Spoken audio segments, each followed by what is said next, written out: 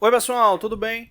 Hoje a gente vai estar dando continuidade aos nossos vídeos aqui da parte de fabricação, nessa parte de planejamento. A gente já falou nos últimos dois vídeos, né, falou sobre sequência de operação, né, e instrumentos de medição, e agora a gente vai estar falando sobre ferramentas para usinagem. A gente vai também falar sobre acessórios. Essa parte de ferramentas ela é bem interessante porque, principalmente na parte educacional, quando você está tratando aí da parte de usinagem, né, os estudantes eles ficam muito empolvorosos, né, aí com a parte das ferramentas, né, acaba sendo um foco muito grande, né, selecionar as ferramentas e ir ali para a usinagem, né, e muitas vezes, né, um detalhe acaba passando ali despercebido, um detalhe ou outro acaba passando despercebido, né, e às vezes pega ferramentas demais e acaba não ocorrendo ali a operação necessária, né, ou seja, eles vão precisar, né, pegar outras ferramentas, né, para poder terminar o processo. E isso no ciclo de usinagem industrial é muito ruim, né? Ou seja, você deve planejar de fato de forma eficaz. Só que, obviamente, você não vai ter todas as ferramentas do mundo disponíveis ali para o seu processo de usinagem. Mas aí entra um detalhe importantíssimo que é a característica geométrica, né, para execução da usinagem. Né? Pronto, exemplo. Uma peça como essa aqui, bem simples, né? Uma pessoa, né, mais conhecimento, né, aí da área de usinagem, poxa, uma peça como essa aí eu consigo fazer com uma ferramenta só, né? Utilizo uma ferramenta de canal aí, consigo fazer ela, faço operação bimanual, né, isso aí no equipamento convencional, faço operação bimanual, no torno CNC nem se fala, né? Faço ela aí de olho fechado. Só que a gente tem que levar em consideração que o uso das ferramentas, além do aspecto da geometria, existe o aspecto de retirada de material, né? Ou seja, de velocidade, né? Ali no que diz respeito à usinagem, né? O ciclo de execução ali para chegar à conformação final daquela peça. E principalmente se também vai ter ciclos de usinagem, né? Ou seja, se vai ter desbaste, se vai ter acabamento. Né? Então é importante esse aspecto. Né? Eu vou até mostrar aqui uma simulação, né, da fabricação aqui dessa peça, né, especificamente. Né? Vou mostrar aqui. Deixa eu mudar aqui a câmera. Vou deixar essa aqui mesmo, acho que vai dar para ver melhor.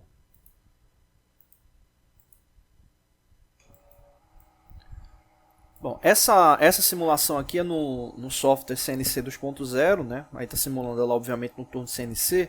E aí tem três ferramentas selecionadas, né? A gente escolheu três ferramentas aí para essa fabricação. Uma ferramenta de desbaste, né, que é essa daí que está sendo utilizada, ou seja, uma ferramenta que vai ser única ali para boa parte do contorno superficial. Uma ferramenta de canal, né, como a gente tinha visto ali no desenho, né, ela tem esse canal aqui especificamente, né, e a gente utiliza também essa ferramenta de canal aqui também para a parte de sangrar, né, e utiliza uma terceira ferramenta, né, que seria uma ferramenta para fazer o ângulo, né, esse ângulo aqui de 45 graus. Né? Deixa eu voltar lá para a simulação da usinagem. Então veja que eu estou levando em consideração aspectos ligados à ferramenta para que atenda ali a geometria final da peça. Beleza, é um ponto crucial. Né? Mas além dessa característica de atender, né, esse aspecto ligado à parte de geometria, entra outras características, né, que aí não tem para onde correr. Quando a gente vai para essa parte de seleção de ferramenta, né, entra as características ali de parâmetros de corte. A gente vai estar falando mais no próximo vídeo, mas é praticamente impossível desassociar, né, esses elementos. Por quê? Né, quando eu estou escolhendo ali uma ferramenta, né, eu tenho que entender a capacidade que aquela ferramenta tem. Né? Então isso aí vai alterar especificamente ali na quantidade, no tempo de execução e na qualidade, né, da execução ali da peça. Né? Então é uma característica importantíssima, né, de ter essa noção referente ao uso da ferramenta e o tempo ali de execução. Eu me lembro de um supervisor, né, que eu tinha tempos atrás, que ele odiava quando o pessoal utilizava a ferramenta fiada manualmente, né, porque ele dizia que não tinha característica de tempo de execução, né? Você perdia tempo ali na fiação e tal, né? O pessoal até brincava, dizia que ele não sabia afiar a ferramenta e ficava reclamando. Mas mesmo ferramentas que você possa afiar, né, ela manualmente, você também tem características ali de aspecto, né, ligadas ali ao tempo. né? Você pode até ter um tempo maior do que ferramentas de metal duro, né? Outras características, mas você vai ter um tempo ali específico, né? E como eu disse no início, né? Nem sempre você vai ter todas as ferramentas ali disponíveis que vai te dar o máximo de desempenho ali da máquina em relação ao produto que você está executando, né? Ou seja, nem todas as vezes você vai ter lá, né, um arsenal enorme lá de ferramentas para poder estar executando, né, ali o processo, né? A gente tem que entender que ferramentas, principalmente de metal duro, são bem caras, né? Então, e todo esse custo aí ele tem que estar muito bem parametrizado para no final você não ter nenhum problema ali operacional, de ciclo operacional. Então é importante, né, ter essa identificação das ferramentas que você vai estar utilizando. Isso tanto para ciclo de torneamento como para outros ciclos também,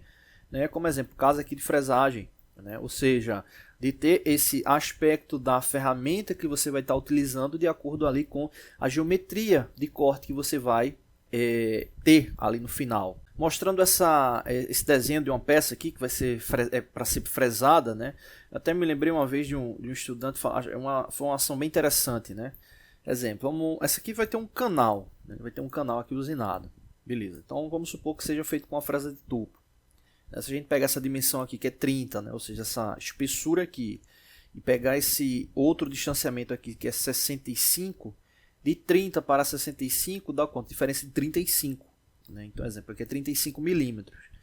Né? E uma vez é bem interessante isso. Né? Exemplo, 35 milímetros, né? Era uma espessura menor, né? Mas vamos supor que seja 35 milímetros.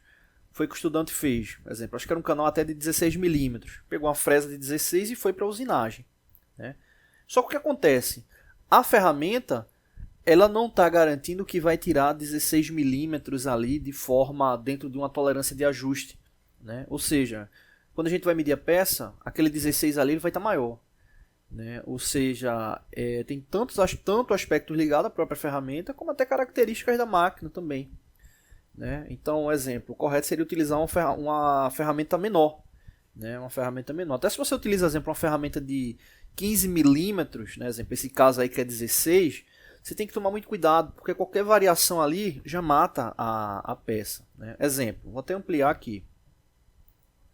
Supondo que esse canal, deixa eu tirar o seletor daqui de perto. Vou pegar aqui. Pronto, aqui. Supondo que esse canal tenha os 16 milímetros. Beleza. E aí você vai selecionar lá a ferramenta e vai escolher uma fresa de 15 milímetros. Você diz, poxa, 15 milímetros, 15 para 16 aí, faltando 1 milímetro. Alinho ela ali no centro, né, do corte e acabou. O que acontece? Quando você passa uma fresa aqui de 15 milímetros no centro, você fica com a distância de 5 décimos de uma parede, né, e de 5 décimos da outra. Né? Se você não tiver uma boa fixação, tiver uma vibração excessiva, né, você vai matar a peça. Né? Se a peça ela não tiver bem alinhada, né, nesse caso aí a peça, como eu comentei com vocês, aí é um canal, né, pronto, exemplo, pegar aqui essa parte aqui, essa vista aqui que dá para observar bem. Ou seja, ela é um canal. Né? Então você pode iniciar o corte num ponto, só que a peça olhada de cima, esse canal ele pode ficar inclinado. Né? Ele pode ficar ali inclinado, né? Não porque você quer, né? Mas porque pode ter algum desalinhamento na máquina ali que você não previu. Né? Então ela pode ficar desalinhada. Né? E você utilizando uma fresa dessa muito próximo da espessura final, você acaba não verificando isso logo. Quando vê a peça já foi, já morreu e acabou. Né? Então, quando você vai selecionar uma ferramenta, você tem que ficar atento ali com o aspecto final que ela vai te dar. Né? Por exemplo, você vai ali para uma parte ali de furação. Né? Exemplo, aqui tem um furo M8, né? Um furo roscado M8. Já vi muitas vezes acontecer isso. Né? Principalmente na parte educacional. Né? O estudante, de vez de selecionar ali a broca correta, né? O que é que ele faz ali? Principalmente vai ter lá a execução lá com o maço manual. Pega, exemplo, uma broca de 7,5, né, fura e faz ali a abertura da rosca. Você vê que o filete da rosca ele não fica conformado perfeitamente. Né? Então, muitas vezes o estudante ali querendo ludibriar faz isso ali com medo de quebrar o macho. Né? Mas está errado, ou seja, o correto é utilizar uma broca respectiva lá ao passo da rosca, né? E ter o alinhamento correto ali do macho e fluido de corte, enfim. né, os parâmetros necessários para que a rosca ela venha a ser ali de fato confeccionada corretamente. Então, a seleção da ferramenta, né, a seleção da ferramenta muitas vezes acaba sendo uma sede ao pote, né? Estou falando isso aí muitas vezes ligado à parte educacional, mas na parte profissional também ocorre, né? Ou seja, você tem lá as ferramentas que vão ali para execução, né? E às vezes acaba esquecendo um detalhe ali para esse ciclo. Além das ferramentas, né, acontece também questão de acessórios, né? Às vezes você tem a máquina, mas às vezes a máquina tem possibilidade de acessórios que vai facilitar ali o teu ciclo de usinagem, né? Você vai para fazer uma engrenagem simples ali numa fresadora, né? Precisa lá do aparelho divisor. Você vai fazer uma operação como essa que eu estava comentando, né? Se poxa, não tem a eletroerosão penetração, se tivesse uma mesa divisora eu conseguiria fazer, né, esse corte aqui. Então às vezes entra também aí questão do acessório, né? Exemplo, eu quero fazer isso aqui num torno convencional, preciso ter lá uma placa de 4 castanhas para poder prender a peça, né? Então também entra essas características de acessórios, né? Acessórios aí ligados aí ao ciclo industrial. A gente tem até um vídeo qual a gente fala de alguns acessórios relativos a aspectos de fresagem e de torneamento, né? Então tá lá na playlist de fabricação.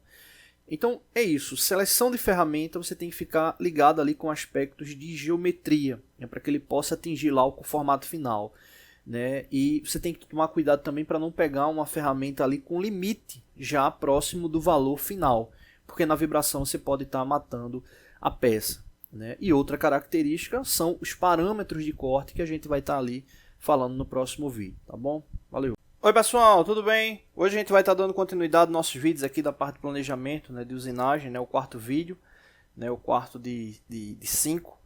Né, também já atento para o seguinte, né, a gente vai fazer na próxima semana 2 atividades referentes à seleção de instrumento, né, e ferramentas ali para usinagem, né? A gente vai colocar ali uma situação problema para estar indicando ali quais instrumentos e quais ferramentas, né, justificando ali com base no processo, tá bom? Beleza, então a gente vai estar aí falando sobre parâmetros de corte. Só que antes de falar de parâmetros de corte, eu vou até utilizar um termo que um professor meu da área de engenharia da produção falava, que era bem interessante, né? Ele fez, olha, eu tenho que me preocupar com o seguinte, TPC, né, que é o tempo,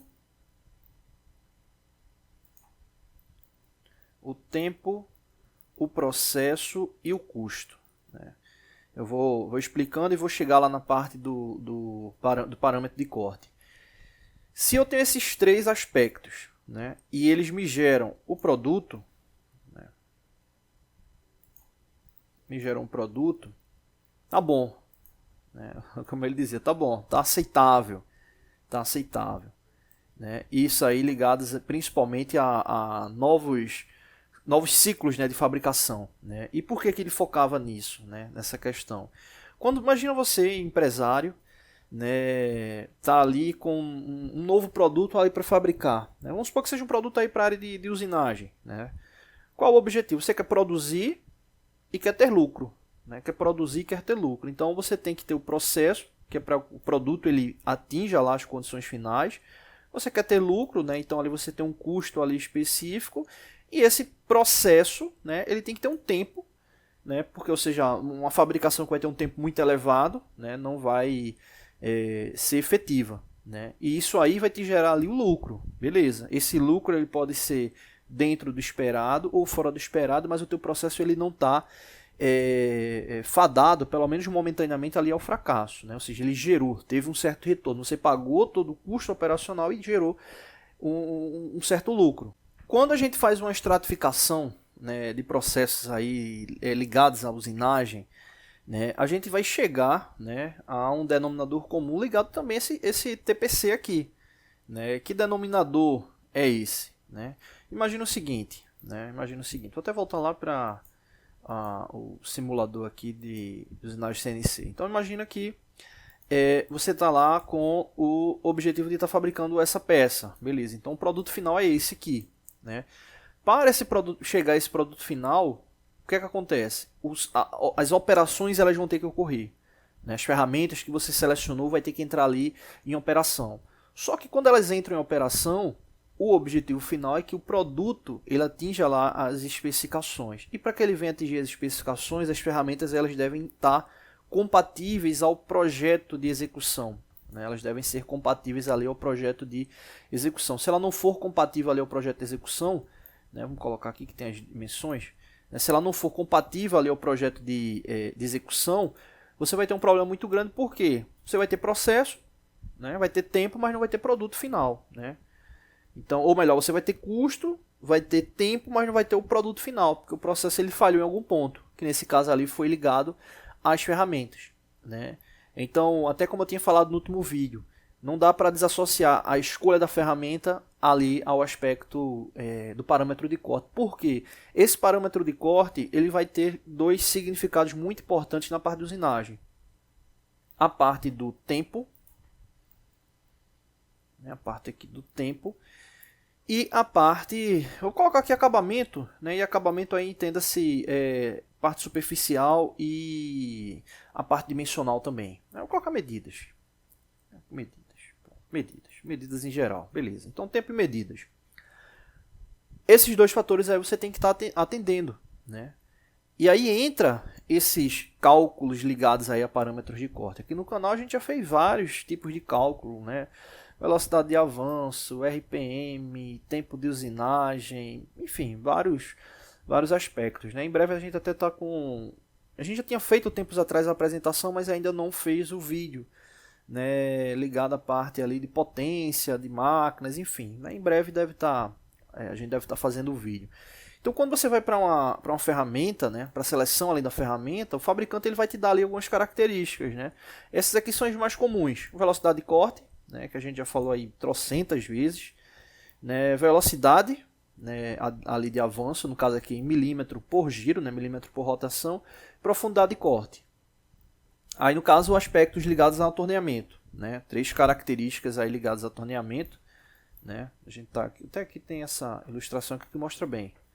Né? A relação aqui da rotação, o avanço, aqui a velocidade de corte, né? Que é aquela velocidade de corte tangencial, né? E a profundidade. Né? Então, aí, aspectos importantíssimos aí para o ciclo de usinagem. Então, quando você vai selecionar ferramentas, né, você tem que entender que existe esse mix de análise. Né? Não é tão simples ali quanto escolher a ferramenta. Só que além disso, além desses parâmetros, né, como eu disse, vai ter a característica do tempo de execução e uma outra característica que é muito importante, né, ali a médio e longo prazo, que é a vida útil da ferramenta. Né? Imagina, você tem uma ferramenta lá que consegue produzir 3 peças ali com qualidade e a partir da 4ª você já não atinge mais os parâmetros.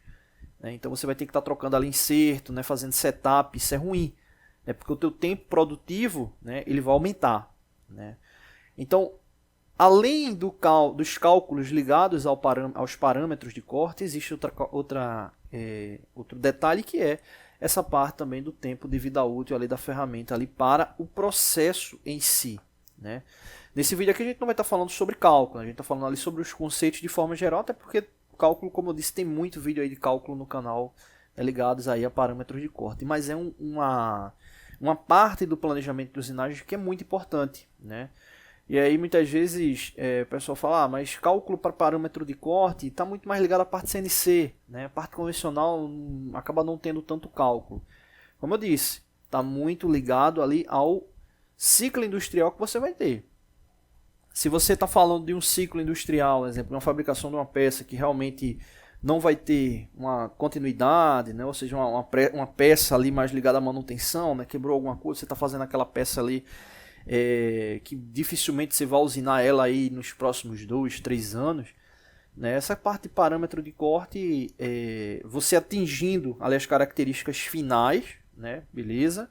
Né? E você não tem nenhuma cobrança relativa a isso, faz total sentido, né? Não calcular, já que você tem esses aspectos aí muito mais ligados à parte da sua própria experiência. Né? Mas quando você vai para um ciclo industrial padronizado, né, o processo muda porque quem está ali no controle quer garantir o quê? Aquele TPC que a gente tinha falado no início.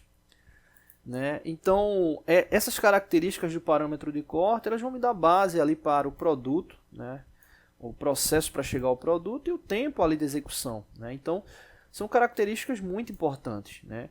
Inclusive, né, vamos fazer uma ação inversa, né? Você pode não ter as ferramentas que vão atingir os parâmetros de corte, e para você atingir esses parâmetros de corte, você vai ter que comprar novas ferramentas, né? Então ali vai interferir diretamente ali no custo total, obviamente ali o lucro, né, do processo. Isso é importante que seja observado, né? A gente sabe que tem muitas empresas que querem maximizar o máximo possível ali de lucro, sem ter, obviamente, o investimento muitas vezes necessário, né? E é importante que a empresa saiba o impacto disso. Eu já vi muita gente reclamando, né, sobre isso, né, de, poxa, a empresa cobra uma determinada qualidade, mas não dá o devido investimento. Será que essa empresa já sentiu o impacto de não ter aquele investimento, né? Então tem esse detalhe também, né? Muitas vezes você sabe que tem uma solução mais fácil, mas às vezes o artifício que é utilizado acaba compensando para a empresa, né? Então, poxa, para que eu vou investir se da forma como a gente está fazendo está trazendo resultado? Não é que você vai fazer nada para falhar, né? Mas é importante trazer isso aí em números e principalmente, né, para ter noção ali do lucro, né? Ou seja, uma ação inversa, né? Ou seja, da forma como a gente está fazendo, a gente consegue produzir tanto, né? Vai gerar tanto de lucro, beleza.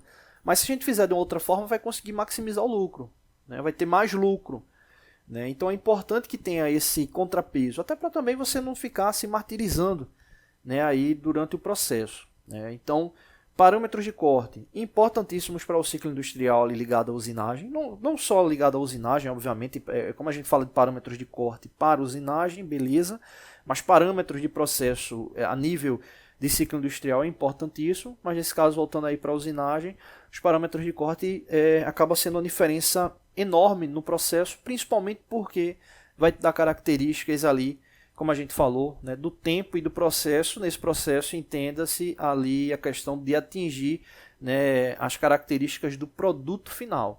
E isso independente do ciclo, né, independente do ciclo. Por exemplo, se você está lá no processo que vai ter fresagem, eletroerosão a fio, eletroerosão a penetração, enfim, seja lá o que for, furação, né, é importante que essas características elas estejam ali evidentes para que o produto ele tenha ali uma boa qualidade, né? Eu não vou dizer nem boa qualidade, que ele atenda, né, as expectativas ali enquanto produto final, tá bom? Valeu!